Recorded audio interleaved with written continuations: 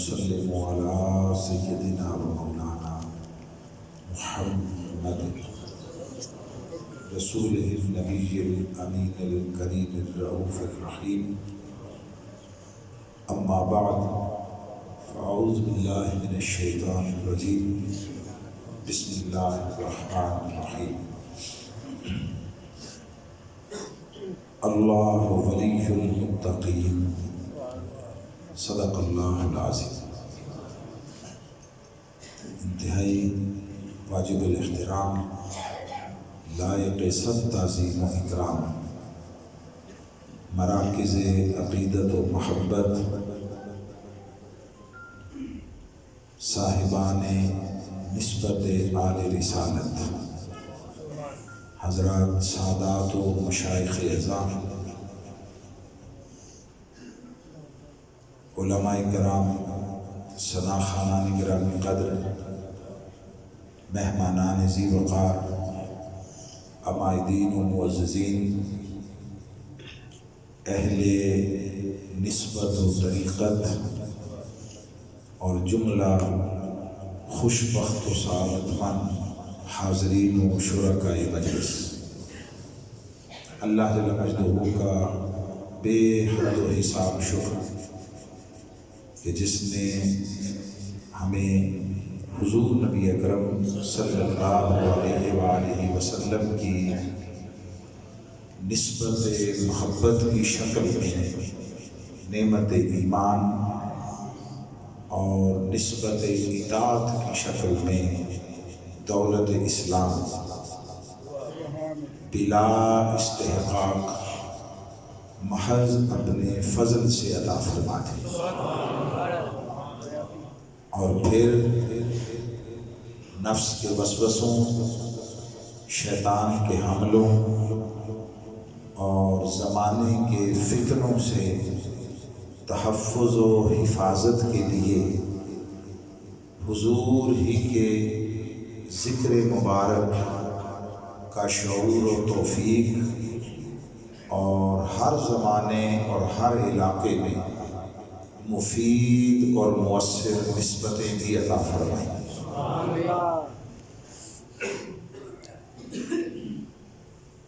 جو کلمات عنوان گفتگو کے طور پر تلاوت کیے گئے، یہیں سے تمہیدی کلمات کے بغیر براہ راست اپنی گفتگو کا آغاز کر رہا ہوں کہ اللہ رب العزت نے فرمایا اللہ ولی المتقین. آج کی مجلس میں حتی الامکان اختصار کے ساتھ ہم صرف یہ سمجھنے کی کوشش کریں گے کہ ولایت کیا ہے، ولی کون ہوتا ہے. تو سارے مضمون کا اگر خلاصہ ایک جملے میں عرض کر دوں تو وہ یہ ہے کہ ولایت اپنے فکر و عمل اور اپنے ظاہر و باطن کو اللہ کے لیے خالص کر دینے کا نام ہے. جب کوئی طلب نہ رہے، جب کوئی ذاتی حرص نہ رہے، جب انسان خواہش نفس کے چنگل سے خود کو آزاد کروا لے اور اس کی کوئی سوچ اور اس کا کوئی کام اپنی خواہش کے بجائے اللہ کے امر کے تابع ہو جائے تو ولایت کا چشمہ پھوٹ پڑتا ہے. اور یہ بھی یاد رہے کہ یہ ولایت کا تعلق دوہرا ہے اللہ کے ساتھ. یہ بندے اللہ کو اگر دیکھیں، اللہ جو کلمات پڑھے اللہ ولی المتقین، تو اللہ متقین کا ولی ہے. اور دوسری جگہ فرمایا ان اولیاءہ الا المتقون، اور متقین کو دیکھیں تو وہ اللہ کے ولی ہیں. اللہ ان کا ولی ہے، یہ اللہ کے ولی ہیں. یہ دوہرا تعلق ہے، دوہرا تعلق ہے. اس وقت تک کوئی اللہ کے لیے خالص نہیں ہو سکتا جب تک اللہ کی طرف سے اس کا امر نہ آ جائے. یہ کم کریں. تو یہ محبت کا تعلق ہے. اور آسان کر دیتا ہوں کہ ولی کون ہوتا ہے؟ جو اللہ سے محبت کرتا ہے. اور ولی کون ہوتا ہے؟ جس سے اللہ محبت کرتا ہے. اور پھر بڑی اہم بات یہ ہے، بڑی اہم بات کہ اس تعلق کی ابتدا بندے کی طرف سے نہیں ہوتی، اللہ کی طرف سے ہوتی ہے.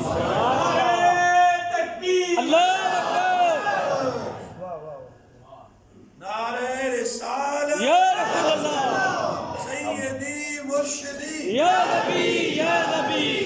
بس یہ گزارش ہے، نعرہ پیشہ کرنا لگائے، مگر جب لگائیں تو یہ دو نعرے ہمیشہ اکٹھے رکھیں، ان میں کبھی جدائی نہ ڈالیں. نعرہ تکبیر اور نعرہ رسالت، ان دو میں جدائی نہ ڈالیں. یہ پورے قرآن میں اللہ نے اپنے اور اپنے رسول کے مابین کہیں تفریق نہیں کی. میں اگر اجازت دیں تو میں دو جملے اس پر کہہ دوں. اللہ اور رسول کا آپس میں کیا تعلق ہے؟ وہ یہ کہ اللہ اور رسول کی ذاتیں الگ ہیں.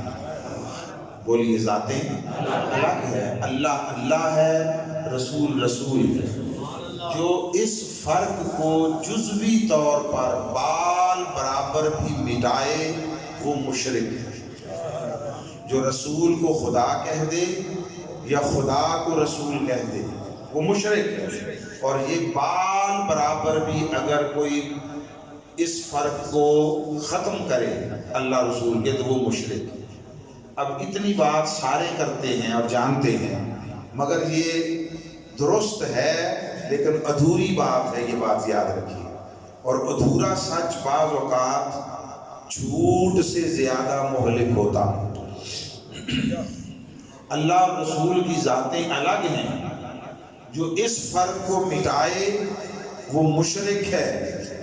مگر اگلی بات یہ ہے کہ بس صرف ایک ذات کا فرق قائم رکھو، اسے مٹایا تو شرک ہوا. اور جو اس ایک فرق کے سوا کوئی اور فرق ڈالے وہ کافر ہے، وہ کافر ہے. ذات کا فرق مٹانا شرک ہے، اور ذات کے سوا کوئی اور فرق ڈالنا. ازل قرآن عرض کر رہا ہوں کہ اللہ نے قرآن میں اپنے اور اپنے محبوب کی محبت کو ایک قرار دیا، اپنے اور اپنے محبوب کی اطاعت کو ایک قرار دیا، اپنے اور اپنے محبوب کی رضا کو ایک قرار دیا. اس نے اپنے اور اپنے محبوب کے فضل کو ایک قرار دیا، اپنے اور اپنے محبوب کے غنی کرنے کو ایک قرار دیا، اپنے اور اپنے محبوب کے ادب کو ایک قرار دیا، اپنا اور اپنے محبوب کا بلاوا ایک قرار دیا، اپنے اور اپنے محبوب کی بیزاری اور چہرہ پھیرنا اسے ایک قرار دیا، اپنے اور اپنے محبوب کے ساتھ عداوت اور دشمنی کو ایک قرار دیا، اپنے اور اپنے محبوب کے ساتھ جنگ کو ایک قرار دیا، اپنے اور اپنے محبوب کے نعمت دینے اور انعام کرنے کو ایک قرار دیا، اپنے اور اپنے محبوب کو اذیت دینا ایک قرار دیا، اپنے اور اپنے محبوب کا عمل ایک قرار دیا، حتیٰ کہ اپنے اور اپنے محبوب کا ہاتھ ایک قرار دیا. جتنے جملے میں نے کہے ان میں سے کوئی غفور عقیدت میں اور جذبات سے مغلوب ہو کر نہیں کہا. آپ ریکارڈ کر رہے ہیں، شاید لائیو دے رہے ہیں، معلوم نہیں کتنے لوگ اسے دیکھ رہے ہیں. ہر دیکھنے سننے والے سے یہ بات کہہ رہا ہوں، یہ ایک ایک جملہ اللہ نے قرآن میں فرمایا. آخری دو جملوں کے لیے وضاحت کر دوں، وہ ذرا سخت ہے، ثقیل ہے، ہارڈ ہے. کہ میں نے عرض کیا اللہ نے اپنا اور اپنے محبوب کا عمل ایک قرار دیا اور اپنا اور اپنے محبوب کا ہاتھ ایک قرار دیا. پچھلی چیزیں ہیں اور نوعیت کی، یہ ہے اور نوعیت کی دو چیزیں. تو سنیے کہ آقا علیہ السلام نے مٹھی بھر کر ریت کافروں کی طرف پھینکی، ریت کی مٹھی بھر کر. اب ریت کے ذرے بڑے باریک ہوتے ہیں، آپ کبھی تجربہ کر لیں، آپ مٹھی بھر کے جتنے بھی زور سے پھینکیں، آپ جتنے طاقتور ہیں، جتنے ایکٹیو ہیں، وہ ریت شاید اس پلر جتنی دور نہیں آپ پھینک سکتے، کیونکہ باریک باریک ذرے ہیں. جو ہی آپ کی مٹھی سے نکلے، ہوا کی ریزسٹنس ہوئی اور وہ جو مزاحمتی طاقت ہے وہ ان ذروں کو وہیں گرا دیتی. لیکن وہ میں اور آپ پھینکیں تو یہاں تک نہیں جاتی، حضور پھینکیں تو جہاں بھیجنا چاہیں وہاں جاتی. وہ ہوا کے دوش پر تیرتی ہوئی ریت ایک ایک ذرہ جس جس کافر کی آنکھ میں مصطفیٰ پہنچانا چاہتے تھے پہنچا. صحابہ سے پوچھا وہ ریت کس نے پھینکی تھی؟ تو صحابہ درجنوں گواہیاں دی. انہوں نے کہا وہ ریت اللہ نے پھینکی، وہ ریت مصطفیٰ نے پھینکی. بولیے کس نے؟ حضور نے پھینکی، آقا نے پھینکی. تو صحابہ جیسی گواہی، وہ عظمت صحابہ کا ذکر کر رہے تھے. امت میں اعلیٰ ترین طبقہ کل جماعت کے اعتبار سے وہ صحابہ. تو ان صحابہ کی درجنوں گواہیاں کہ وہ ریت حضور نے پھینکی. ہم نے کہا درست ہے. ہم نے اس سوال کو کلوز کرنا چاہا، یہ چیپٹر کلوز کرنا چاہا، تو اللہ قرآن مجید میں بول اٹھا. اس نے کہا ان کی گواہی لیتے ہو، میری گواہی بھی لے لو، میری گواہی بھی لے لو. مولا آپ بھی گواہی دیتے ہیں؟ اس نے فرمایا ہاں میں بھی دیتا ہوں. میں نے قرآن مجید میں نہیں فرمایا کہ فَاشْهَدُوا وَأَنَا مَعَكُمْ مِنَ الشَّاهِدِينَ، تم بھی گواہ ہو جاؤ میں بھی گواہ ہوں. میں اچھا مولا آپ فرمائیے آپ کیا کہتے ہیں؟ تو رب ذوالجلال نے قرآن مجید میں آیت اتاری. وہ ریت صحابہ کہتے ہیں ہم نے اپنی آنکھوں سے دیکھا، مصطفیٰ نے پھینکی. اللہ نے قرآن میں آیت اتاری وَمَا رَمَيْتَ إِذْ رَمَيْتَ وَلَٰكِنَّ اللَّهَ رَمَىٰ. وَمَا رَمَيْتَ سونیا تو نے نہیں پھینکی، إِذْ رَمَيْتَ جب تو نے پھینکی. یہ اس انداز بیان ادبی اعتبار سے بڑی بلاغت کا حامل ہے. میں اس کے پہلوؤں پر نہیں جا رہا. فرمایا حبیب تو نے نہیں پھینکی، اذ رمیت جب تو نے پھینکی. تو مولا یہ بھی فرما رہا ہے کہ اے حبیب آپ نے نہیں پھینکی، اور یہ بھی فرما رہا ہے کہ آپ نے پھینکی، تو ہمیں کوئی اندر کی بات بتا. اس نے فرمایا پھر اندر کی بات یہ ہے تم نے دیکھا یہ کہ رسول نے پھینکی. میں قرآن میں اعلان کر رہا ہوں وَلَٰكِنَّ اللَّهَ رَمَىٰ، اور ایک اللہ نے پھینکی. نہ میں تفسیر کر رہا ہوں، نہ تعبیر کر رہا ہوں، نہ تعویل کر رہا ہوں. میں تو سیدھا سیدھا قرآن مجید کا براہ راست معنی بتا رہا ہوں. اور آپ گھر میں چلے جائیں، جو کوئی ترجمہ قرآن آپ کے گھر پڑا ہے اس کو اٹھا لیں. میں نے ساری زندگی کبھی یہ بھی نہیں کہا کہ یہ والا ترجمہ پڑھے یہ والا نہ پڑھے. یہ کم ظرفی کی علامت ہے، یہ عدم اعتماد کی علامت ہے. اگر اندر طلب حق ہے تو بندہ بتوں کے اندر گھرا کھڑا ہو تب بھی نور توحید ملتا. اور اگر اندر من کی دنیا اجلی نہ ہو، اندر طلب صادق نہ ہو، تو وہ کعبے کے ساتھ چمٹا بھی رہے تو تب بھی کوئی توحید کا ذرہ نصیب نہیں ہوتا. ہمارے کوئی دوست ہیں دبئی میں ہوتے ہیں، بزنس کرتے ہیں، یہ ربیع الاول میں آتے ہیں صرف آقا کے میلاد کی محافل میں شرکت کے لیے. تو وہ کہتے ہیں کہ ہم ایک دفعہ بیٹھے تھے، کوئی وزیر صاحب تھے ان کے پاس، تو وہ کہنے لگے کہ میں بڑا خوش نصیب ہوں. تو ہم نے پوچھا کہ اس کا پیمانہ کیا ہے؟ تو انہوں نے کہا کہ مجھے کعبے کے اندر جانے، داخل ہونے اور وہاں نماز پڑھنے کی سعادت ہے. کعبے کے اندر کہتے ہیں ہمارے لیے کسی حکمران کے ساتھ تھے، تو کعبے کا دروازہ کھولا گیا، تو کہتے ہیں میں بھی اندر گیا اور اندر جا کر نماز پڑھی. وہ ہمارے دوست ہیں بزنس مین، اللہ نے انہیں بڑا ذہن رسا دیا ہے. وہ کہتے ہیں اس میں کیا خاص بات ہے، اس میں کیا خاص بات ہے کہ آپ کعبے کے اندر چلے گئے، آپ ساری زندگی ایک مرتبہ کعبے میں داخل ہوئے، ابو جہل و ابو لہب صبح و شام کعبے میں داخل ہوئے۔ اہمیت اس بات کی نہیں ہے کہ آپ کعبے میں داخل ہوئے، اہمیت یہ ہے کہ آپ کا من اور آپ کا دل کعبہ بنا ہے یا نہیں بنا۔ اسی نے حقیقت کو پایا جس کا دل بیت اللہ بنا اور عرش اللہ بنا۔ تو اللہ نے فرمایا حبیب کو ریت میں نے پھینکی ہے۔ عرض کی مولا سب نے دیکھا تیرے محبوب کا ہاتھ تھا۔ اس نے کہا اچھا ہاتھ کے معاملے میں الجھے ہو، آؤ پھر ہاتھ کا معاملہ بھی کلیئر کر لیتے ہیں۔ ہاتھ کا بھی اس واقعے کے کچھ عرصے کے بعد آقا علیہ السلام نے ایک موقع پر اپنے صحابہ سے بیعت لی، عہد جانثاری لیا، وفاداری کا وعدہ لیا، سر کٹانے کا وعدہ لیا، اور یہ کوئی 1500 کے قریب صحابہ تھے۔ وہ پہلے واقعے ریت پھینکنے والے میں کوئی 300 سمتھنگ تھے، اب 1500 کے قریب تھے۔ انہوں نے حضور کے ہاتھ پر خود بیعت کی۔ ہم نے پوچھا کس کے ہاتھ پر بیعت کی؟ تو 1500 صحابہ گواہ ہیں کہ ہم نے مصطفیٰ کے ہاتھ پر بیعت کی۔ بولیے کس کے؟ مصطفیٰ کے ہاتھ پر، حضور کے ہاتھ پر، آقا کے دست مبارک پر۔ ہم نے کہا ٹھیک ہے۔ ہم اتنی گواہیوں کے بعد پھر اس سوال کو بند کرنے لگے۔ وہ پھر بول اٹھا، رب پکار اٹھا، بھئی ان سے پوچھتے ہو، مجھ سے کیوں نہیں پوچھتے ہو؟ میں تمہیں بتاتا ہوں حقیقت کیا ہے۔ سارا علم میرے سوا کسی کے پاس نہیں۔ میں نے فرشتوں سے بھی کہا تھا انی اعلم ما لا تعلمون، جو میں جانتا ہوں نہ تم نہیں جانتے۔ تو مولا آپ فرمائیے۔ اس نے قرآن کی آیت اتاری اور فرمایا ان الذین یبایعونک انما یبایعون اللہ۔ حبیب جو آپ کے ہاتھ پر بیعت کرتے ہیں وہ در حقیقت اللہ کے ہاتھ پر بیعت کرتے ہیں۔ ید اللہ فوق ایدیہم، ان کے ہاتھوں پر انہوں نے دیکھا تیرا ہاتھ تھا۔ میں قرآن میں اعلان کر رہا ہوں وہ میرا ہاتھ۔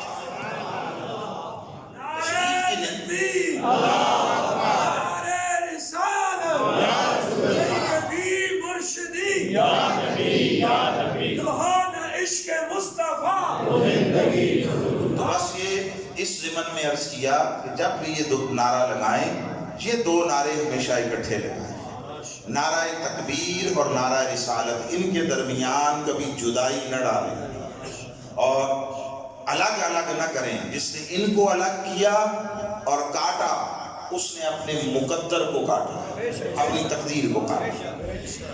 اب آئیے ہم اپنے مضمون کی طرف پلٹتے ہیں۔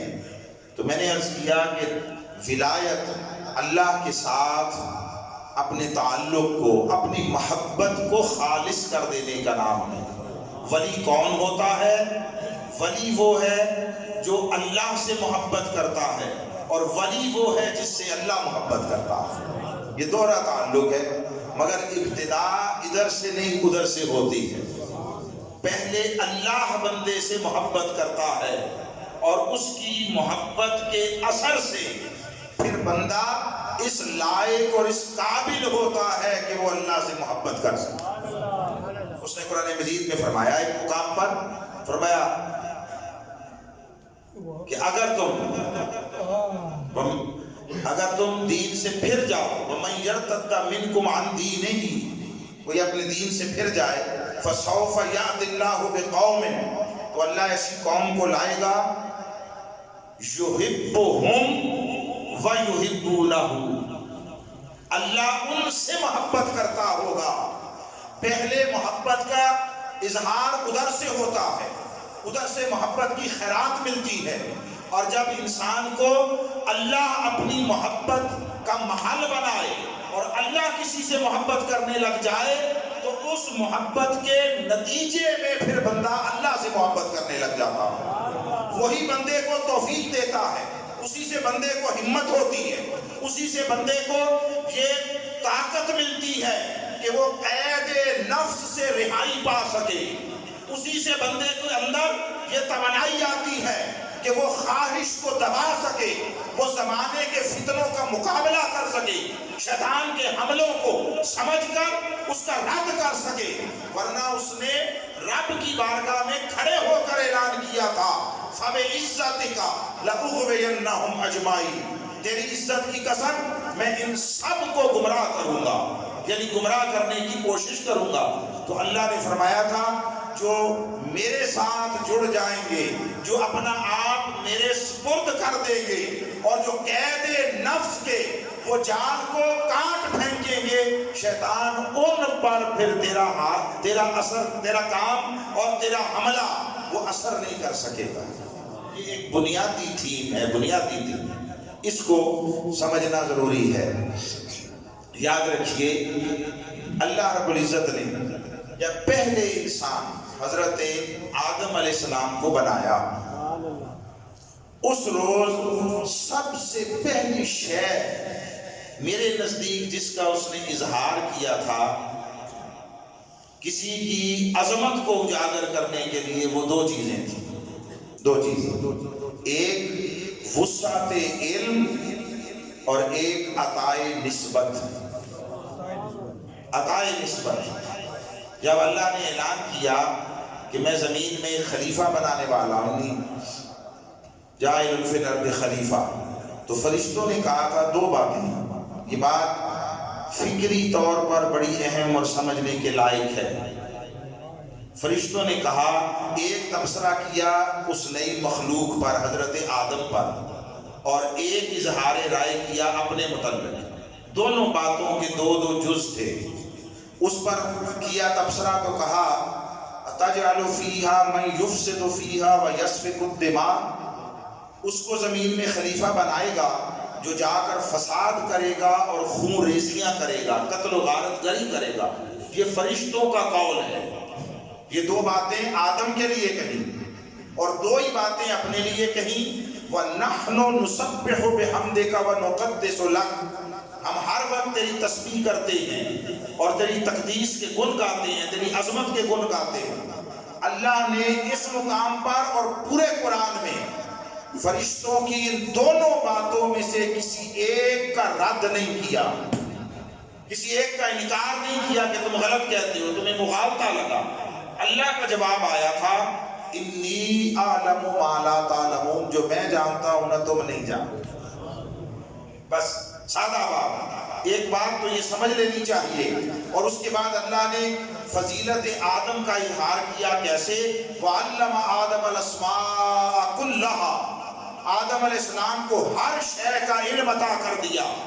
وہ روز ازل جو پہلی شے بطور فضیلت آدم کی جھولی میں ڈالی گئی اور جس بنا پر ان کا فرشتوں پر شرف ثابت کیا گیا، وہ کثرت عبادت نہیں تھی، وہ تسبیحات نہیں تھی، وہ سجدہ ریزیاں نہیں تھی، وہ قیام و رکوع نہیں تھے۔ وہ پہلی شے جس سے آدم کو اللہ نے فرشتوں سے ممتاز بنایا تھا وہ وسعت علم تھی، وہ علم کی خیرات تھی۔ فرشتوں کے پاس کروڑوں سالوں کی عبادتیں تھیں۔ آپ سنتے ہیں شیطان کے پاس 6 کروڑ سال کی عبادتیں تھیں، 6 کروڑ سال کی، مگر وہ ساری رائے گاہ گئے۔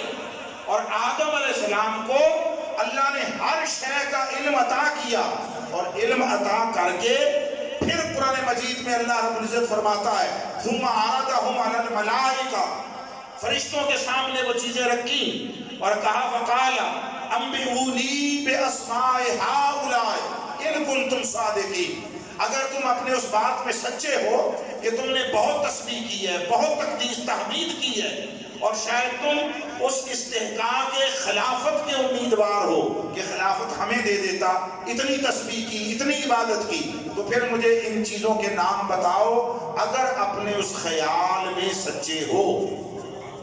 فرشتوں نے کیا کہا؟ انہوں نے کہا مولا سبحانک لا علم لنا، تو ہر نقص سے پاک ہے اور ہمیں ان کا علم نہیں ہے بس سوائے اس کے جتنا تو نے ہمیں عطا کیا۔ فرشتوں نے معذوری ظاہر کر دی۔ اللہ رب العزت نے پوری ڈیمونسٹریشن کی، پورا ایک پریکٹیکل کروایا، اور پھر اس نے آدم علیہ السلام سے کہا انبئہم باسمائہم، آدم اب تم انہیں ان چیزوں کے نام بتاؤ۔ فلما انبأهم باسمائهم، جب انہوں نے نام بتا دیے تو اللہ رب العزت نے ایک عجیب جملہ کہا ہے، عجیب جملہ. یہ آدم علیہ السلام کے علم کی عظمت کو ظاہر کر دیا کہ اللہ نے ان کو زیادہ علم عطا کیا. اور یہ بات بھی ہے فرشتوں کو بھی اللہ نے ہی علم دیا تھا، آدم کو بھی اللہ ہی علم دیا تھا. یہ جدا بات کہ اس فرشتوں کے طبقوں کو، فرشتوں کو کروڑوں سالوں میں بھی اتنا نہ عطا کیا جتنا آدم کو ایک لمحے میں عطا کر دیا. یہ اس کی عطاؤں کی بات ہے. ذالک فضل اللہ یؤتیہ من یشاء، جس کو چاہتا ہے اپنے فضل کی خیرات عطا کرتا ہے. واللہ یختص برحمتہ من یشاء، اللہ جس کو چاہتا ہے اپنی رحمت کے ساتھ خاص کر لیتا ہے. اور یاد رکھیے جب وہ کسی پر اپنے کرم کا، اپنے فضل کا، اپنے احسان کا ظہور فرماتا ہے تو وہ دولت کے خزانے نہیں عطا کرتا، وہ قارون کے خزانوں کی کنجیاں نہیں عطا کرتا، وہ مال و دولت کے انبار نہیں لگا دیتا. جس پر اللہ خوش ہو جائے اور اس پر اپنے کرم کے دروازے کھولنا چاہے اسے علم میں دوسروں سے بڑھا دیتا ہے، علم عطا کرتا ہے. اور وہ علم پھر علم نافع ہوتا ہے، اس سے عمل صالح جنم لیتا ہے. تو اللہ رب العزت نے جب انہوں نے کہا کہ مولا ہمیں نہیں معلوم ان چیزوں کا نام، جتنا علم تو نے عطا کیا اتنا ہی. اب اللہ نے ایک عجیب جملہ کہا ہے، عجیب جملہ. قال الم اقل لکم انی اعلم غیب السماوات والارض، میں نے تم سے نہیں کہا تھا کہ میں آسمانوں اور زمین کے سارے غیب جانتا ہوں. آپ پورا قرآن، یہ پہلا پارہ ہے سورہ بقرہ، شروع میں آپ پوری سورہ بقرہ پڑھ لیں. کہیں پر فرشتوں نے اللہ کے علم پر تو انگلی نہیں اٹھائی تھی. یہ تو کہیں کہا ہی نہیں کہ مولا تجھے معلوم نہیں معاذ اللہ. یہ کہیں تو وہ کفر کا ہو گیا، کفر ہو گیا. یہ تو کہا ہی نہیں. انہوں نے بات کی تھی، تبصرہ کیا تھا آدم پر. اللہ نے آدم کے علم کی عظمت دکھا کر یہ فرمایا انی اعلم غیب السماوات والارض. لوگوں جو پیکر نبوت ہوتا ہے اس کو فقط اپنے جیسا ایک انسان اور پیکر بشریت نہ سمجھو. ہوتا وہ انسان ہے، ہوتا وہ مخلوق ہے، مگر وہ میری حفاظت کے دائرے میں ہوتا ہے اور وہ میرا مظہر اور آئینہ دار ہوتا ہے. اب جو کچھ اس سے ظاہر اور صادر ہوتا ہے اس کا چشمہ میری ذات ہوتی ہے. میں اس کے ذریعے اپنا علم دکھاتا ہوں، اس کے ذریعے اپنی قدرتوں کا ظہور کرتا ہوں، اس کے ذریعے اپنی طاقتوں کا اظہار کرتا ہوں. سو جو پیکر نبوت ہے، پیکر نبوت، وہ میرے فضل کا آئینہ دار اور میرے فضل کا مظہر ہوتا.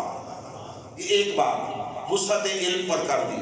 اب اس دوسرے موضوع پر آ رہا ہوں. اللہ رب العزت نے جب حضرت آدم علیہ السلام کا پیکر خاکی تیار کر دیا، پتلا خاکی، اب اس نے فرشتوں سے فرمایا، ان پر ظاہر ہو گیا کہ اللہ نے اب حضرت آدم کو خلافت عرضی عطا کرنی ہے. تو اللہ رب العزت نے دوسرا کام جو کیا، فرمایا دیکھو اب میں اس کا پتلا، اس کا ڈھانچہ بنانے لگا ہوں. جتنا بھی حسین بن جائے، جتنا بھی حسین، اور میرے دستے تخلیق کا شاہکار ہی کیوں نہ ہو، ہے تو مٹی کی ڈھیری، ہے تو مٹی کی ڈھیری، بشریت کا پیکر ہے تو خاک کا پتلا. فرمایا فَإِذَا نَفَخْ فَإِذَا سَوَّيْتُهُ، جب میں اسے بنا چکوں، سوار چکوں، سر سے لے کر پاؤں تک یہ پیکر حسن بن جائے، مکمل ہو جائے اس کی تخلیق جسمانی طور پر، اس وقت بھی یہ مٹی ہی ہے. اس وقت کے لیے کوئی حکم نہیں دیا، اگلا حکم قابل توجہ ہے. فرمایا جب بنا لوں، سنوار لوں، بن جائے، اب کیا ہے وَنَفَخْتُ فِيهِ مِن رُوحِي، جب میں اس کے اندر اپنی روح پھونک دوں. معنی یہ ہے کہ میری روح پھونکنے سے پہلے مٹی کا پتلا ہے، جب میں اس کے اندر اپنی روح پھونک دوں، اس کو اپنی نسبت کا حامل بنا دوں، اس کے اندر اپنی روح کا چراغ جلا دوں، تو مٹی کا پتلا نہ دیکھنا، اس کے اندر جلنے والے چراغ نسبت کو دیکھنا۔ فَقَعُوا لَهُ سَاجِدِينَ، پھر اس کے سامنے سجدہ ریز ہونا۔ وہ جو سجدہ تھا وہ مٹی کے پتلے کو نہیں کروایا تھا، وہ اس کے اندر جلنے والے اس نسبت خدا کو کرایا تھا۔ وہ نسبت خدا اعلیٰ ترین درجے میں ملے تو نبوت ہوتی ہے، اور اس سے نچلے درجے میں ملے تو اسی کو ولایت کہتے ہیں۔ ولایت اور کسی شے کا نام نہیں ہے۔ ولایت اللہ کے ساتھ اس طرح اخلاص سے جڑ جانا ہے کہ بندے کی اپنی کوئی خواہش نفس ہی نہ رہے۔ حضرت باقی باللہ علیہ رحمت، ان سے کسی نے پوچھا کہ یہ آپ کو باقی باللہ کیوں کہتے ہیں، باقی باللہ؟ تو انہوں نے فرمایا کہ ابھی اگر اس سوال کا جواب دوں گا تو تمہیں سمجھ نہیں آئے گی۔ جب میں فوت ہو جاؤں، موت رات آری ہو جائے، تو جو شخص میرا جنازہ پڑھانے آئے اس سے یہ سوال کرنا، اس سے یہ سوال کرنا۔ اس نے اس بات کو یاد رکھا۔ جب ان کا وصال ہو گیا تو وہ بھاگا گیا، اور اس نے دیکھا کہ ان کا جنازہ پڑا ہے، اور اچانک ایک شخص گھوڑے پر سوار آیا ہے وہ نقاب پوش، اس نے اپنا چہرہ چھپایا ہوا ہے۔ وہ آیا، گھوڑے سے اترا، مصلی پر گیا، جنازہ پڑھایا، اور واپس گھوڑے پہ بیٹھ کے جانے لگا۔ تو وہ شخص آگے بڑھا اور اس نے گھوڑے کی لگام تھام لی، اور اس نے کہا کہ حضرت ایک صرف میرے سوال کا جواب دیتے جائیے۔ اس نے پوچھا بتاؤ؟ کہا میں نے یہ ان سے جن کا آپ نے جنازہ پڑھایا حضرت باقی باللہ، ان سے پوچھا تھا کہ آپ کو باقی باللہ کیوں کہتے ہیں۔ باقی باللہ کا معنی ہے جو اللہ کے ساتھ باقی ہو گیا، جسے بقا مل گئی۔ تو انہوں نے کہا تھا جو جنازہ پڑھائے اس سے پوچھنا۔ اس نے کہا اچھا۔ اس نے قریب کیا، جو گھوڑ سوار تھا قریب کر کے اپنے چہرے سے جب پردہ ہٹایا تو وہ دنگ رہ گیا، گھوڑے پر خود باقی باللہ بیٹھے تھے، جن کا جنازہ تھا وہی باقی باللہ بیٹھے تھے۔ وہ شخص حیران ہو کر دیکھتا ہے، میں حیران نہ ہو، جو فانی تھا وہ بڑا ہے، جو باقی ہے وہ یہ جا رہا۔ وہ جو مٹی کا پتلا ہے وہ فانی تھا، وہ ختم ہو گیا، اس کا جنازہ پڑھ دیا، مگر وہ جو اندر اللہ کا امر تھا، جو اللہ کے ساتھ تعلق کی ایک مضبوط ڈوری تھی، وہ اس بیکر میں ہے، فانی ادھر ہے، باقی یہ جا رہا، باقی یہ جا رہا۔ نسبت وہ شے ہے کہ جو مٹی کو سونا بنا دیتی ہے، مٹی کو سونا۔ عبادت، محنت، ریاضت، مجاہدہ، یاد رکھیے یہ چیز کی قیمت کو بدلتی ہے، محنت سے چیز کی قیمت بدلتی ہے، مگر نسبت سے چیز کی حقیقت بدل جاتی ہے۔ آپ مٹی کا کوئی لیں چیز، پیالہ لے لیں، 10-20، جب تک وہ مٹی تھی 1 روپے کی نہیں تھی، پیالہ بن گیا تو آپ نے 20-30 روپے میں خرید لیا۔ کوئی اور شے بن گئی، ڈیکوریشن پیس بن گیا، 100-200 روپے میں لے آئے، 500 روپے میں لے آئے، مگر ہے مٹی ہی، ایسا ہی ہے نا۔ صرف اس کی شکل بدلی اور قیمت بدل گئی، اس پر محنت ہوئی تو اس کی قیمت بدل گئی، اور آپ نے اس کو گھر میں لا کر ڈیکوریشن کے طور پر رکھا، مگر کل ٹوٹ گیا تو آپ نے کہا کوئی بات نہیں، مٹی کا تھا اور لے آئیں گے، اٹھا کر پھینک دیا۔ تو محنت سے، ریاضت سے شے کی قیمت بدلتی ہے، مگر نسبت میسر آ جائے تو حضرت بابا فرید علیہ رحمت کے پاس کوئی عورت گئی اور اس نے اپنی غربت کا، اپنی مفلسی کا رونا رویا اور کہا ساری زندگی اس میں گزر گئی، اب بیٹیاں جوان ہیں، میری کوئی مدد کیجئے۔ اولاً آپ نے کہا کہ اللہ سے مانگو، وہی سب کو دیتا ہے۔ اس نے کہا بس مجھے نہیں معلوم، میں آپ کے پاس آ گئی ہوں اور مجھے اس سے آگے کچھ نہیں پتا، آپ میری مدد کریں۔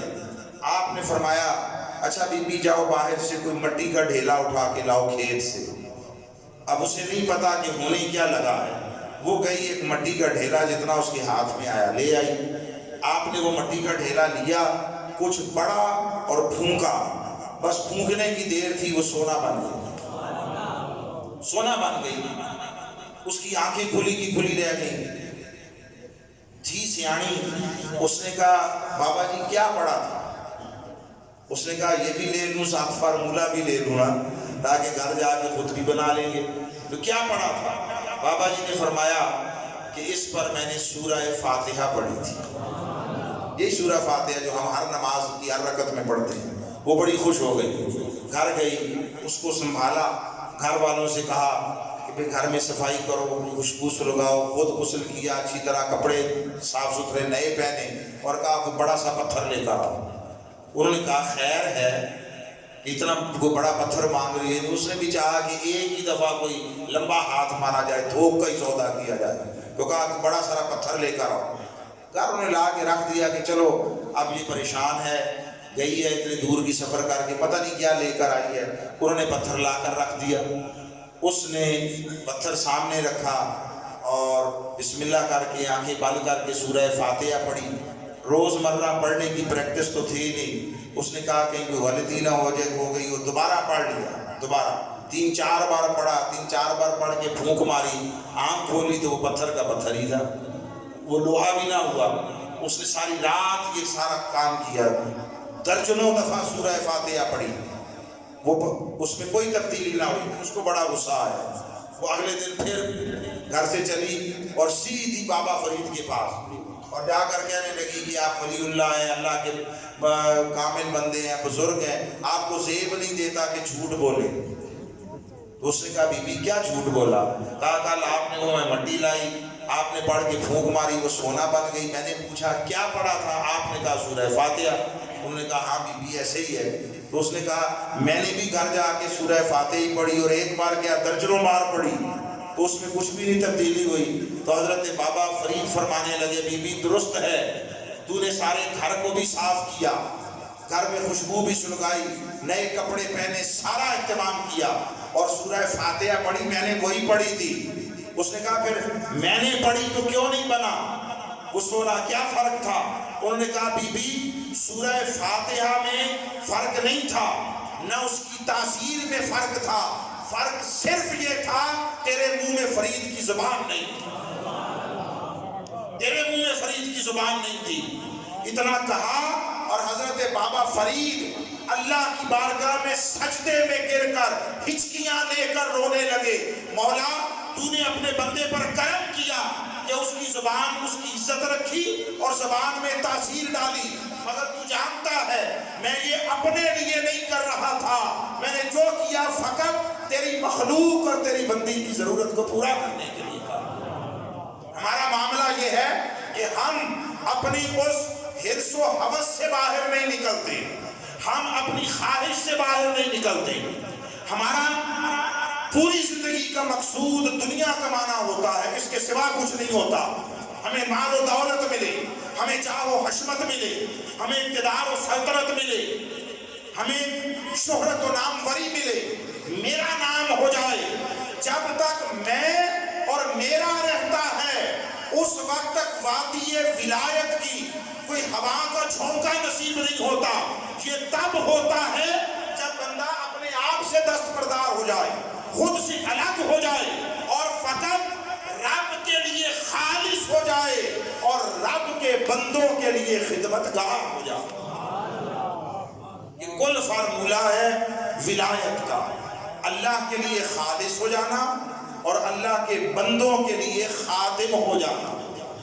اللہ کی عبادت اور مخلوق کی خدمت، یہ دو چیزیں ہیں جو بندے کو زمین سے اٹھا کر آسمان تک پہنچا دیتی ہے۔ اور جب بندہ اس راستے پر چل نکلتا ہے، اسے کھانے میں وہ مزہ نہیں آتا جو کھلانے میں آتا ہے۔ اس لیے آپ دنیا بھر میں اولیاء کے درباروں پہ چلے جائیں، دنیا بھر میں آپ دیکھیں گے اور کچھ ہو نہ ہو ایک شے لازمی ہوتی ہے، وہ ہر آنے والے کے لیے لنگر اور اس کے لیے کھانے کا اہتمام ہوتا ہے تاکہ مخلوق خدا کی ضرورتیں پوری ہوں۔ ہم اپنے لیے اکٹھا کرتے ہیں، وہ دوسروں کے لیے بانٹتے ہیں، یہ بنیادی فرق ہے۔ بانٹنے والا جو کچھ پاتا ہے وہ جمع کرنے والے کو نہیں ملتا۔ اللہ کی بارگاہ کا طریقہ یہ ہے، اور یہ یاد رکھیے یہ سنت انبیاء ہے اور سنت مصطفیٰ ہے۔ ہمارا پرابلم یہ ہے کہ ہم دین کو فقط ایک اینگل سے اور اپنی اینک سے دیکھنے کے عادی ہیں۔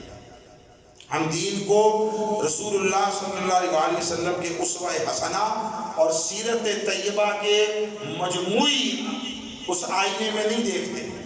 آقا علیہ السلام نے اپنے گھروں میں یہودیوں کو ٹھہرایا۔ آپ پڑھتے ہیں یا نہیں پڑھتے؟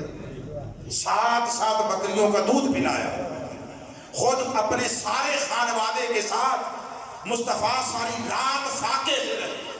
7 بکریاں تھیں اس دن کا شانہ نبوت میں، اور وہ ایک ایک کر کے لاتے رہے دودھ خود نکال کے، اور وہ پیتا گیا، اور حضور پوچھتے گئے اور وہ کہتا ہاں اور 7 بکریاں تھی، 7 کا دودھ پی گیا۔ وہ 7 کا دودھ پی کر رات بھر بے چین رہا، مصطفیٰ فاقے سے جا کر پرسکون رہے۔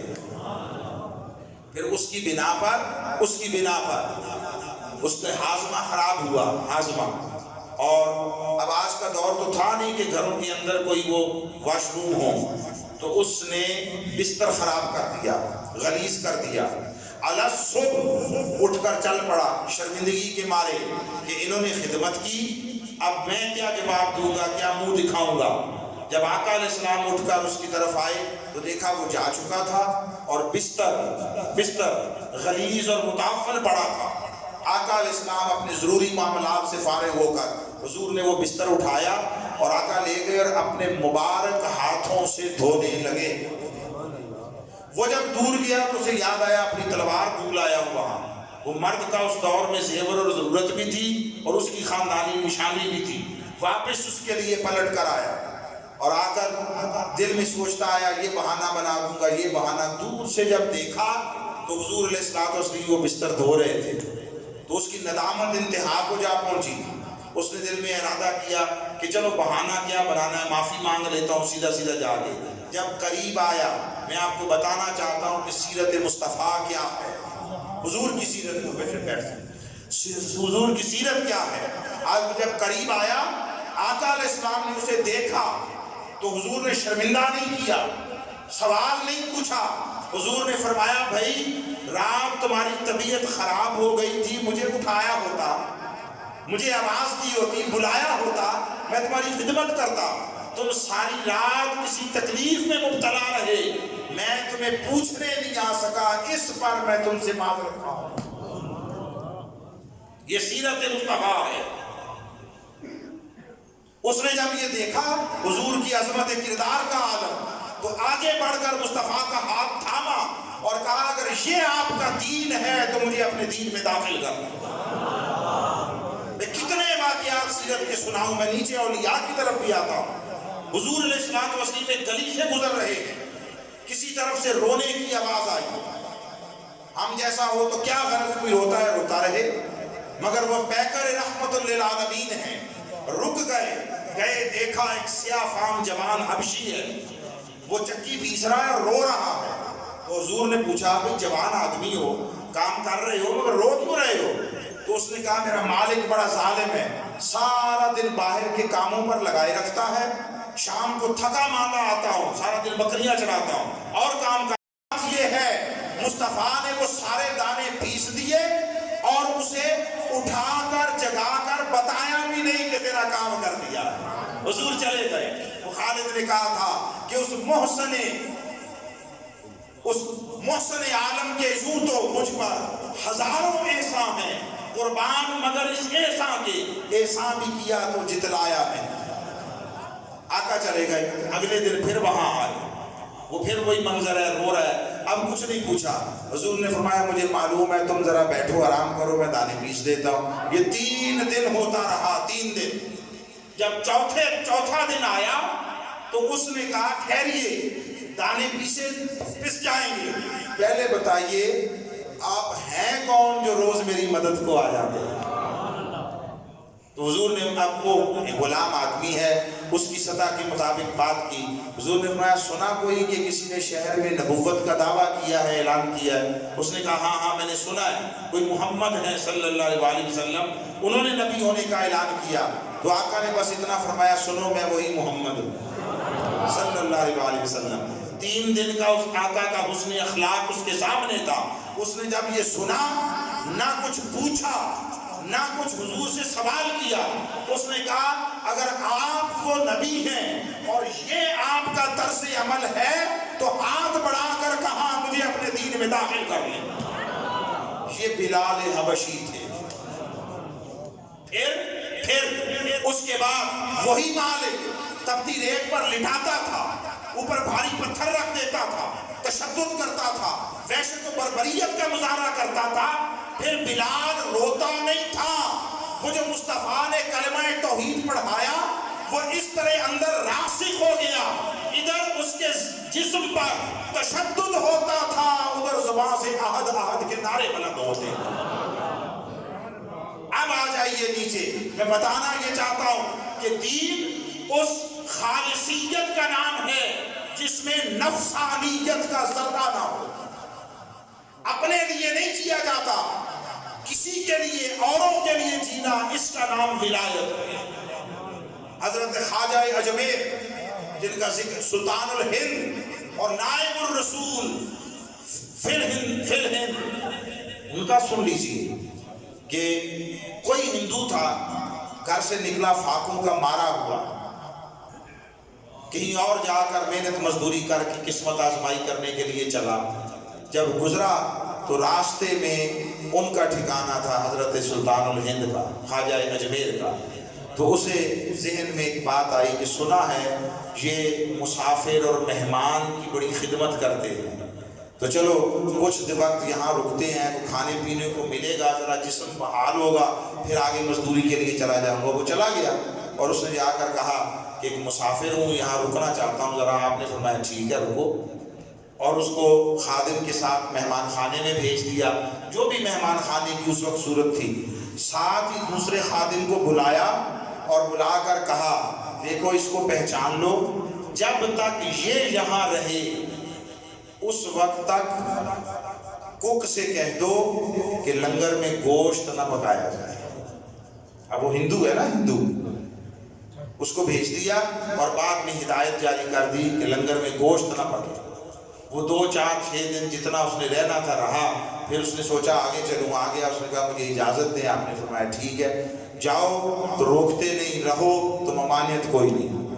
وہ چلنے کے لیے, جانے کے لیے چلا, مگر پھر رکا اور واپس آیا اور کہا اب ایک سوال ہے, ایک دل میں میرے پریشانی سی ہے, تو اگر آپ اس کو دور کر دیں. آپ نے فرمایا پوچھو.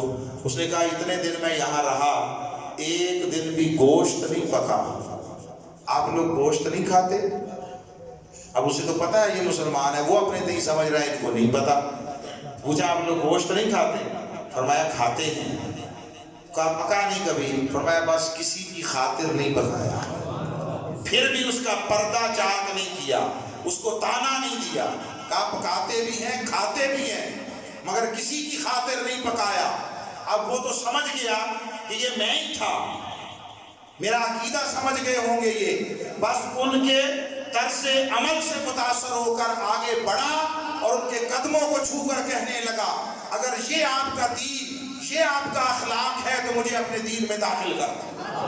وہ جو 90 لاکھ کو کلمہ پڑھایا تھا وہ تلوار کے زور سے نہیں پڑھایا تھا, وہ اقتدار و سلطنت کی طاقت سے نہیں پڑھایا تھا, وہ مال و دولت کی کثرت سے نہیں پڑھایا تھا. وہ فقط کردار اور حسن اخلاق تھا جس نے دلوں کی دنیا بدل دی.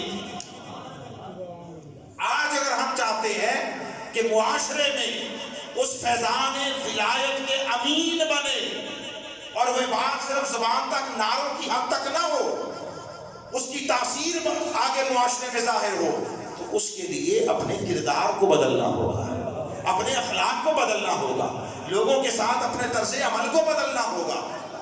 اور سب سے پہلے ہم سارا زمانہ ٹھیک کرنے چل پڑتے ہیں. ہم چاہتے ہیں سارے لوگ ٹھیک ہو جائیں اور ایک اپنے وجود کو ٹھیک کرنے کو تیار نہیں ہے. وہ کسی نے کہا تھا کہ اگر چاہتے ہو کہ لوگ ٹھیک ہو جائیں, دنیا سے برے لوگ کم ہو جائیں, تو سب سے پہلا کام یہ کرو خود ٹھیک ہو جاؤ. کم از کم ایک آدمی برا دنیا سے کم ہو جائے, ایک آدمی کم کر دو اور وہ آدمی تم خود ہو. ہمارا معاملہ یہ ہے کہ ہماری زندگی وہ ہوس، حرص، لالچ، چوری، جھوٹ، بےایمانی، دنیا طلبی اس کے گرد گھوم رہی ہے۔ اور ہم سمجھتے ہیں کہ ہم صرف نمازوں سے، تسبیح سے، داڑھی ٹوپی سے، اپنے حلیے سے اور ان چیزوں سے دنیا کو دین کی طرف مائل کر لیں گے۔ اس سے بڑی حماقت کوئی نہیں۔ آج صورتحال یہ ہے کہ پاکستان ہمارا ملک یہ دینی سرگرمیوں میں عبادت کی، اس میں میں نام لے لیتا ہوں، خواہ وہ میلاد اور 11ویں شریف ہو، خواہ وہ تبلیغی سرگرمیاں ہوں یا مجالس، میں نے تینوں جو مسالک ہیں تینوں کا ذکر کر دیا۔ کوئی 11ویں اور میلاد اور عرس منانے والا ہے، کوئی تبلیغ پہ جانے والا ہے، کوئی مجلسیں کرنے والا ہے۔ ان سرگرمیوں میں پاکستان دنیا میں پہلے نمبر، تناسب کے اعتبار سے سب سے زیادہ یہ سرگرمیاں ہمارے یہاں ہوتی ہیں۔ ایک بات، حج اور عمرہ کرنے والوں کی تعداد میں بند ہونے سے پہلے پاکستان پوری دنیا میں دوسرے نمبر پر تھا۔ یعنی نمازیں پڑھنے اور تبلیغ کرنے، عرس منانے، 11ویں منانے، کھانے، میلاد کرنے اور اہل بیت کے نام پر مجلسیں کرنے، اس میں پہلے نمبر پر، حج اور عمرے میں دوسرے نمبر پر، اور ایمانداری میں 160ویں نمبر پر، 160ویں نمبر پر۔ ابھی یہ چند ماہ ہوئے پوری دنیا میں جو نظام عدل ہر ملک میں ہے، عدلیہ، اس پر سروے ہوا، حقائق اکٹھے کیے گئے۔ دنیا میں پہلے نمبر پر جو عدالتیں تیزی کے ساتھ مبنی پر حق درست فیصلہ کرنے میں اول نمبر پر آئی، وہ بیلجیم کی عدالتیں۔ بیلجیم کو بیٹے تو چپ کرو ذرا خاموش۔ پہلے نمبر پر بیلجیم کی عدالتیں آئی اور پاکستان 128ویں نمبر پر۔ میں چاہوں تو پوری اسلامی دنیا کے رینکس گنوا دوں، مجھے اس سے غرض نہیں، میں اپنی بات کر رہا ہوں کہ پہلے کافر عدالتیں انصاف پرووائڈ کرنے میں پہلے نمبر پر اور ہم 128ویں نمبر پر۔ اب مجھے نہیں معلوم کہ لوگوں کو فوری درست انصاف فراہم کرنے والے کافر جج قیامت کے دن دوزخ میں جائیں گے اور لوگوں کے ساتھ ظلم و ستم کرنے والے کلمہ پڑھنے والے جج قیامت کے دن جنت میں جائیں گے۔ اللہ کی مرضی ہے، اللہ کی مرضی ہے۔ پھر اگر معاشر اس کام کے لیے بپا ہونا ہے تو پھر مجبوری کے سوا اور کیا معاملہ ہے؟ ہمیں اپنے کردار کو دیکھنا ہوگا، ہمیں اولیاء کے راستے پر چلنا ہوگا، ہمیں اولیاء کی سیرتوں کو اپنانا ہوگا، ہمیں کرامتوں سے زیادہ استقامت کی طرف اور دین فہمی کی طرف اور دین پر عمل کی طرف متوجہ ہونا ہوگا۔ ہمیں اپنا کردار دیکھنا ہوگا، معاشرے کو پیش کیا کر رہے ہیں۔ اور آخری بات جو عرض کرنا چاہتا ہوں، دین میں سب سے پہلے اور سب سے زیادہ جن دو چیزوں کا تقاضا کیا گیا ہے، پہلی شے ہے صفائی۔ بولیے کیا؟ صفائی،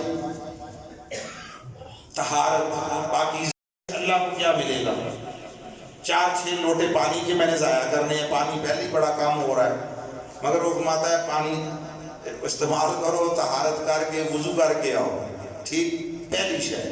کوئی کافر غیر مسلمان ہونا چاہے تو اس کے لیے تقاضا یہ ہے کہ اسے کہا جائے نہا دھو کر نئے صاف ستھرے کپڑے پہن کر آئے، تاکہ اسے پتا چلے جس دین میں داخل ہو رہا ہو اس دین کی بنیاد طہارت و صفائی ہے، یہ اس دین کی بنیاد ہے۔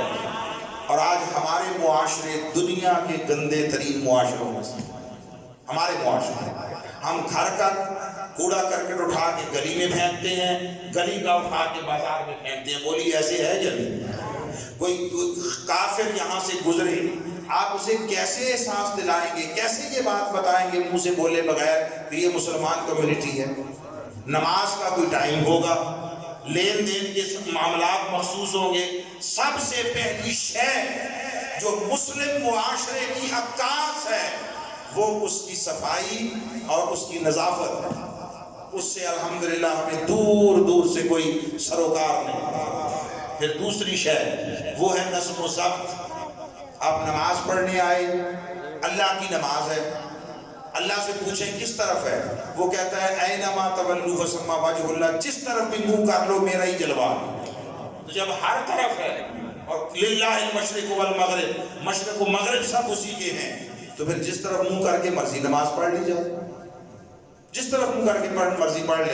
ہر طرف ہے نا اللہ، مگر وہ فرماتا ہے نہیں، ایک خاص سمت میں. کیوں؟ تاکہ تمہیں ڈسپلن ملے، تاکہ تمہیں نظم و ضبط ملے. اور جب وہ خاص سمت میں بھی کر کے نماز پڑھنی ہے، آگے پیچھے بے ترتیب نہیں کھڑے ہو کر، صفیں بنا کر، کندھے سے کندھا ملا کر. اس نے نظم و ضبط سکھایا، ڈسپلن سکھایا. ہمارا حال یہ ہے کہ ہمارے معاشرے دنیا کے بدترین بے ترتیبی کے شاہکار ہیں. ہمارے معاشروں میں نظم نہیں پایا جاتا، اخلاق نہیں پایا جاتا، کسی دوسرے کے لیے ایثار نہیں پایا جاتا. وہ خالی نعرے ہیں، ترانے ہیں، وہ صرف سٹیج پر کہنے کی باتیں ہیں. حضور کے اخلاق سے لے کر اسلامی معاشرے کے حسن تک ایک سستی جذباتیت ہے جسے کریٹ کر کے پورے معاشرے میں ایک ڈپریشن کا ماحول بنایا جاتا ہے اور اس سے ارن کیا جاتا ہے، اس سے کمایا جاتا ہے. دین تعلیم کا نام تھا، ہم نے صرف اور صرف تعویذ کا نام بنا دیا. دین تعویذ نہیں تھا، دین تعلیم تھا، دین تربیت تھا. تاجدار کائنات صلی اللہ علیہ وآلہ وسلم نے افراد سازی کی، شخصیت سازی کی، ایسے ایسے افراد تیار کیے کہ ایک طرف دنیا بھر کے خزانے اگر ان کے سامنے رکھ دیے جائیں تو ان کے دل کو للچا نہ سکے، دوسری طرف سارے زمانے کی ابلیسی طاقتیں اکٹھی ہو کر سامنے مدِ مقابل آ جائیں تو ان کے دل میں ڈر کا ذرہ پیدا نہ کر سکے. لالچ سے بے نیاز کر دیا، ڈر اور خوف سے بے نیاز کر دیا، اور اس طرح للہیت کے پیکر بنا دیا کہ اگر چھڑائے تو رشتہ دار چھڑائے چھوڑ دیے، کاروبار چھڑائے چھوڑ دیے، گھر بار چھڑائے چھوڑ دیے، اور مقابلے میں 313 کے اگر 1000 آ گئے کسی کے قدم نہیں ڈگمگائے، کسی پر خوف اور لرزہ طاری نہیں ہوا. وہ جو کیفیات ایمان تھی ان کے مظاہرے جو صحابہ نے کیے، جو حضور علیہ الصلوۃ والسلام سے تربیت یافتہ لوگوں نے کیے، وہ آج کہاں؟ نہ معاشرے میں نظم و ضبط. اور اہم بات یہ، میں نے ابتدا میں کہا کہ آدم کی فضیلت کا اظہار کیا گیا وسعت علم سے. تاجدار کائنات صلی اللہ علیہ وسلم وہ ابتدا تھی، یہ انتہا ہے. ختم نبوت کے ساتھ تشریف لائے اور پہلا پیغام وحی کا آیا انسانیت کے نام حضور کے ذریعے. اس پہلی وحی میں اللہ رب العزت نے نہ نماز کا مطالبہ کیا، نہ روزے حج زکوٰۃ کا مطالبہ کیا، براہ راست ایمان لانے کا حکم بھی نہیں دیا. وہ جو پہلی وحی تھی اس کا پہلا حکم ہی تھا اقرا، پڑھیے. اور یہ حکم 2 بار دیا. اس پہلی وحی 5 آیتوں میں ایک ہی حکم آیا، اور وہ ایک حکم 2 بار دیا ہے، دوہرا کر دیا. اقرا بسم ربک الذی خلق، اور فرمایا اقرا وربک الاکرم. جس قوم کو پہلا درس علم کا دیا تھا، علم کا، اور تاجدار کائنات نے جس امت کو علم میں آگے بڑھانے کے لیے کافر جنگی قیدیوں کی خدمات حاصل کی تھی، آج اس امت کا حال یہ ہے کہ ہم دنیا میں علم کے اعتبار سے جو کوئی آخری صف ہے وہاں کھڑے، آخری صف. علم ہمارے پاس نہ رہا. کل اسلامی دنیا میں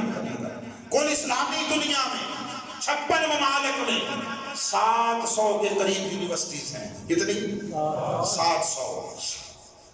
جس امریکہ کو، جس انڈیا کو، جس اسرائیل کو بددعاؤں سے برباد کرنا چاہتے ہیں، صرف امریکہ میں 6000 سے زیادہ یونیورسٹی. ایک ملک انڈیا یہ پاس ہے، اس میں 7000 سے 8000 تک یونیورسٹیاں.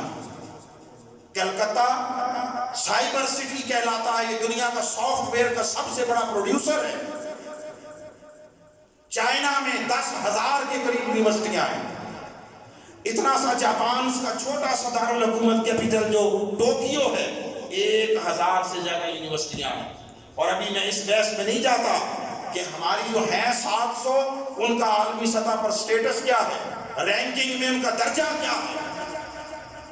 ہماری یونیورسٹیوں سے تعلیم لے کر بندہ باہر جاتا ہے تو وہ پہلے اس کا کوالیفیکیشن ٹیسٹ لیتے ہیں کہ یہ واقعی ڈگری صحیح لے کر آیا، کوئی پڑھا بھی ہے، اس کے پلے بھی کچھ ہے یا نہیں۔ یونیورسٹیوں کی ہمارے رینکنگ میں ڈگری کا حال یہ ہے۔ یہ سارا کس لیے عرض کیا؟ لوگوں، ولایت کا چشمہ دہلیز نبوت سے پھوٹتا ہے، اور نبوت سراسر علم کا نام۔ اللہ نے اپنے مصطفیٰ کو ہر شے کی کثرت دی، اِنَّا أَعْطَيْنَاكَ الْكَوْثَرَ کہہ کر اعلان فرمایا حبیب کسی شے کے مانگنے کی ضرورت نہیں، ہر شے مصطفیٰ کی جھولی میں ڈال دی، مگر فرمایا حبیب ایک شے ہے، یہ ہر وقت مانگتے رہا کرو۔ ہر وقت کیا؟ قُلْ رَبِّ زِدْنِي عِلْمًا، ہر وقت کہتے رہا کریں، دعا مانگا کریں، مولا میرے علم میں اضافہ فرما۔ آج ہم علم سے تہی داماں، چونکہ علم شعور کے دروازے کھولتا ہے، اس شعور سے ذمہ داری پیدا ہوتی ہے، اور اس ذمہ داری سے انسان کو قوت عمل نصیب ہوتی ہے۔ وہ ساری بعد والی چیزیں اس لیے دکھائی نہیں دے رہی کہ ہم علم کے ساتھ ہم نے شغف نہیں رکھا۔ میری درخواست یہ ہے کہ آئیے تحصیل علم کو، حصول علم کو اپنی زندگی کا مقصد بنائیے، اپنی اولادوں کو، اپنے بچوں کو۔ اور اگر مصطفیٰ، اب وہ جو اسٹیج کے لوگ ہیں انہوں نے تو کچھ اور کہنا ہوتا ہے، وہ میرا جواب نہیں ہے۔ میں یہ کہتا ہوں کہ اگر حضور سے واقعتاً محبت ہے تو اس محبت کا اعلیٰ ترین اظہار یہ ہے کہ حضور کے حکم کی تعمیل کر لی جائے۔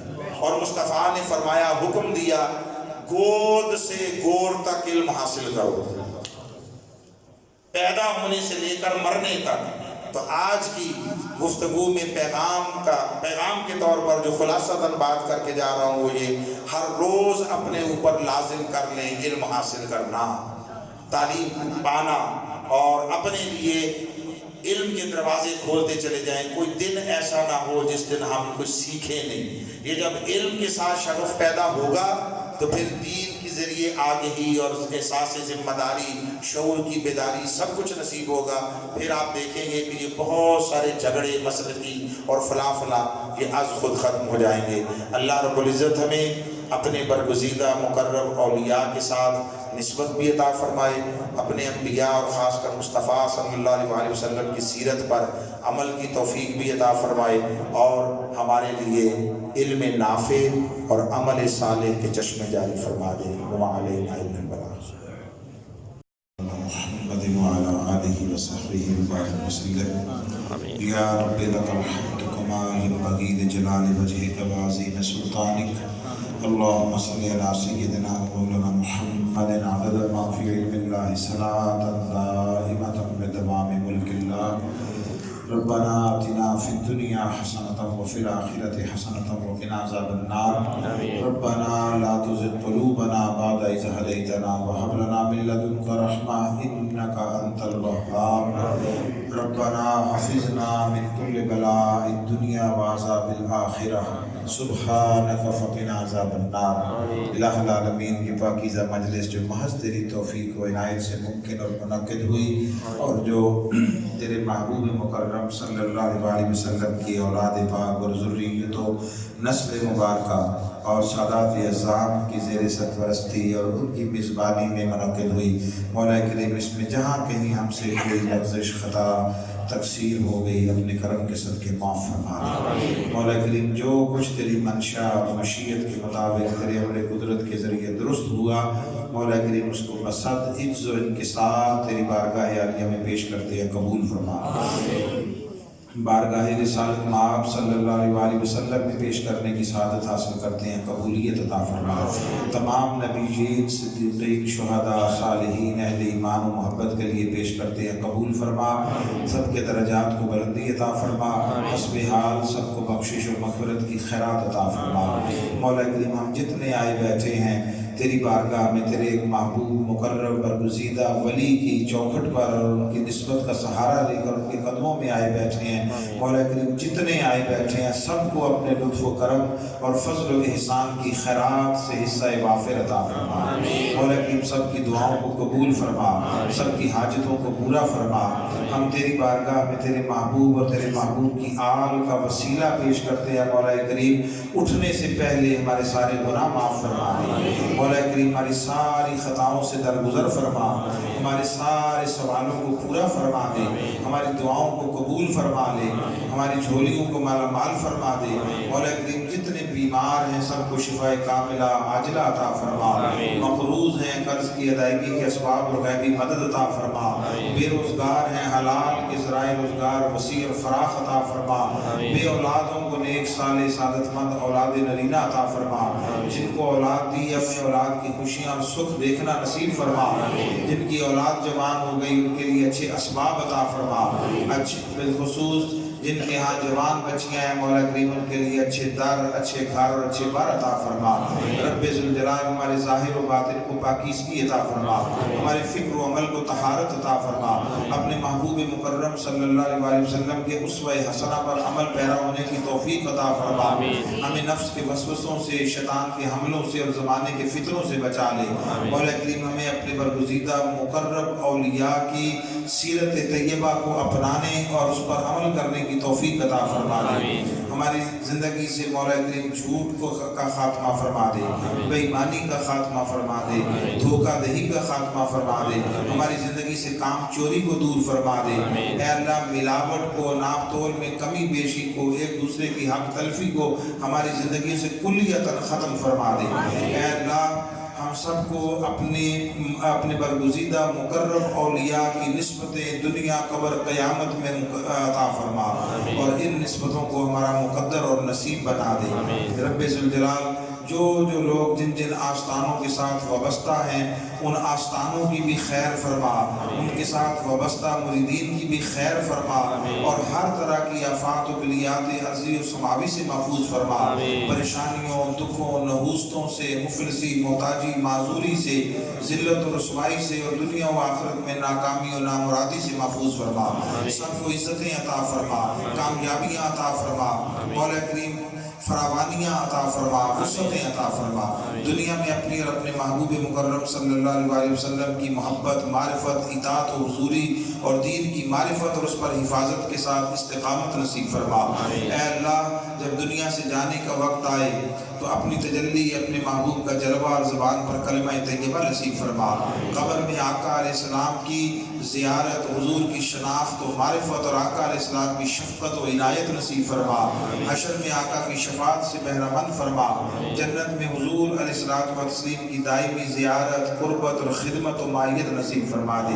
یا اللہ ہم بار دیگر تیری بارگاہ میں تیرے محبوب کی آل کا اور ان کی ذریت و نسل مبارکہ ان کا وسیلہ پیش کرتے ہیں اور حضور کا وسیلہ پیش کرتے ہیں مولا کریم، ہم پر لطف و کرم فرما دے، ہم پر فضل و احسان فرما دے، اس ساری بستی پر کرم فرما، سارے علاقے پر کرم فرما، اپنی بارگاہ سے باران رحمت نازل فرما، اپنے کرم کی بارش عطا فرما مولا کریم، ہمارے ظاہر کے ماحول کو بھی ہرا بھرا اور سرسبز و شاداب فرما دے، ہمارے باطن میں ایمان کی فصلوں کو بھی ہرا بھرا فرما دے۔ اے اللہ سب پر کرم فرما، فضل فرما، احسان فرما۔